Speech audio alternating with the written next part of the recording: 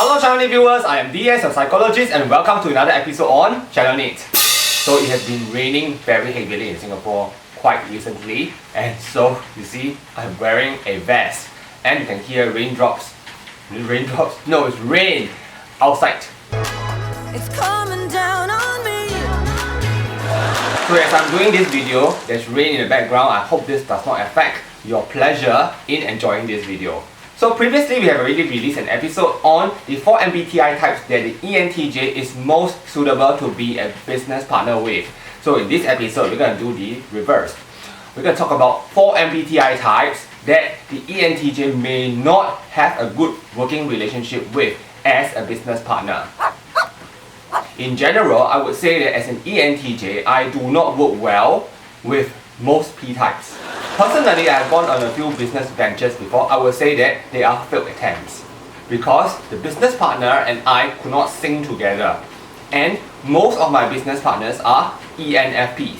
And I would choose the ENFPs as the 4th MBTI type that ENTJs should not work with.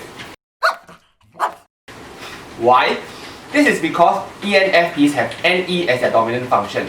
So in a lot of my previous episodes I mentioned that NE is a trait that I find too drifty. They are all over the place, they have a lot of ideas and they want to test every idea.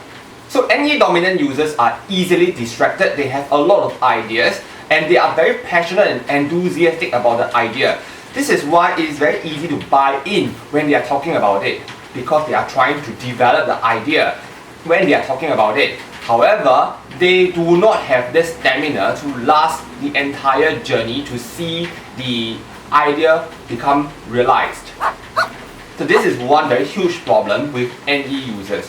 The ENFP is an NE dominant user and they are like that. Of course, I'm not saying that ENFPs are bad people, I'm just saying that they may drift away very fast because they can't focus.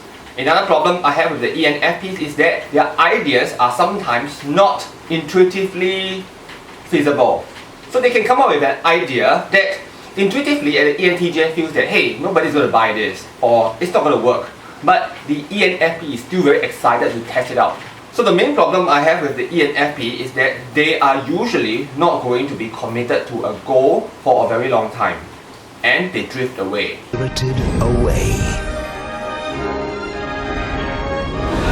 So this is definitely counter to what the ENTJ expects of a business partner.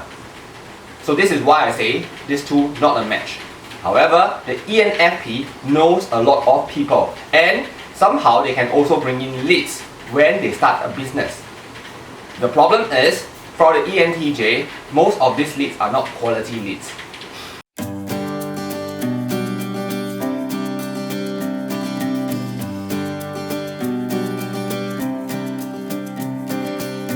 The number 3 MBTI type that as an ENTJ I do not like as a business partner would be the ISTJ. So I think the ISTJ is one of the very rare J types that as an ENTJ I sometimes have problems with. This is because the ISTJ have SI as a dominant function yet they use TE. So they like to process information very systematically and logically. So as partners, the ISTJ is bound to pull the ENTJ so far back that there is no movement forward at all. While not all ISTJs are like this, but it is also possible that an ISTJ wants fairness in a very strange way. They say, okay, I'm going to do half this work, you're going to do half the other piece of work. So the ISTJ may totally disregard that sometimes you are much better at doing this work, so you can do this completely. Right?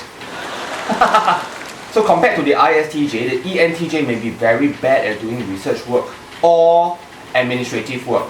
So it is not a good idea to force the ENTJ to take half the load. Another thing about the ISTJ that could be an issue for the ENTJ is that the ISTJ tends to be very straightforward, curt and harsh as well. Another thing about the ISTJ, based on my personal experiences with them, is that they tend to be very slow. They just need so much information, they just cannot progress. So in this regard, they are a bad match for the ENTJ as business partners.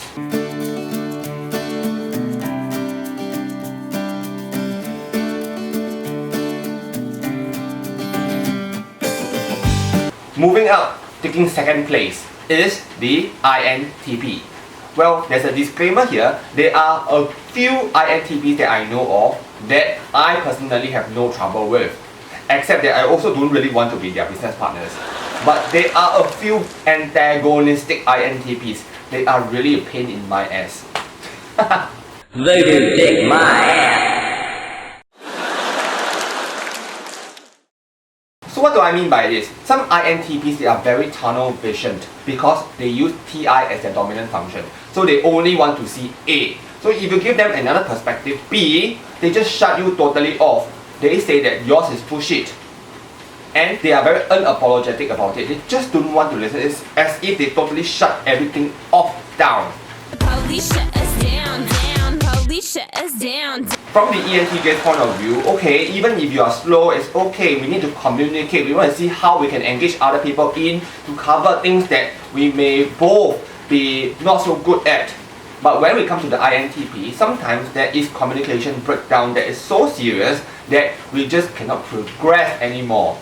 However, if the ENTJ is able to find an INTP that can think along the same line of thought, then they can be very focused and they can create wonders. But I wonder where to find such an INTP. Doing that thing you do.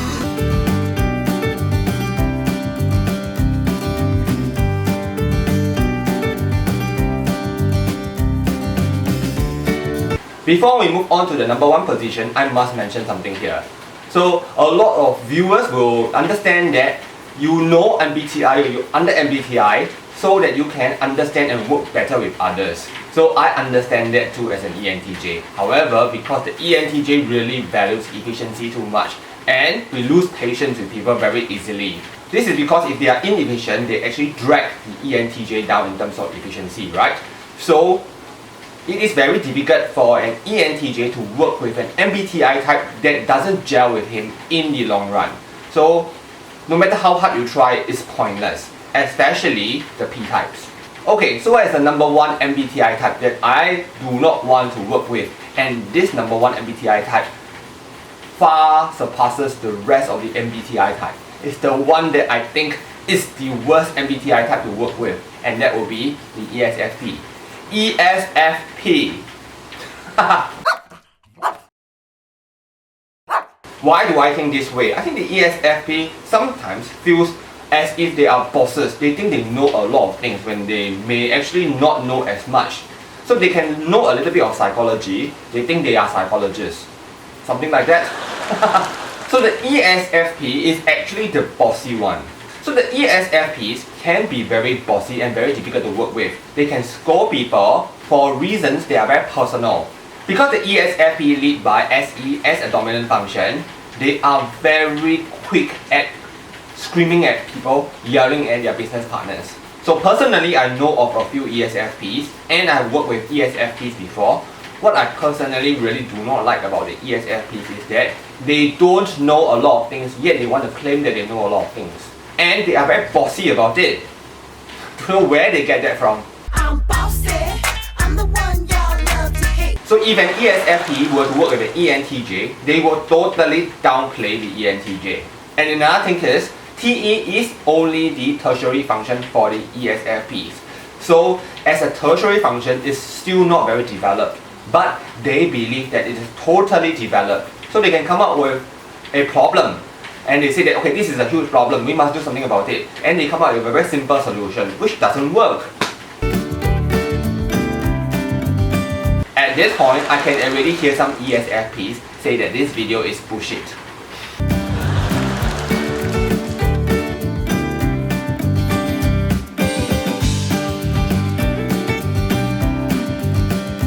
This video is based on my personal experiences and my analysis of cognitive stacks and cognitive functions.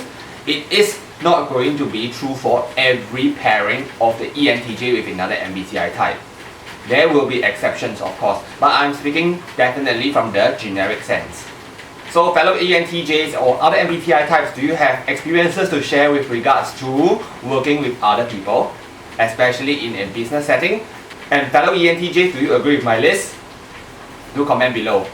If you have not subscribed, do consider subscribing to our channel so that we can bring you more MBTI and ENTJ. Okay, I'm going to sign off now and I'll see you in my next episode. Goodbye!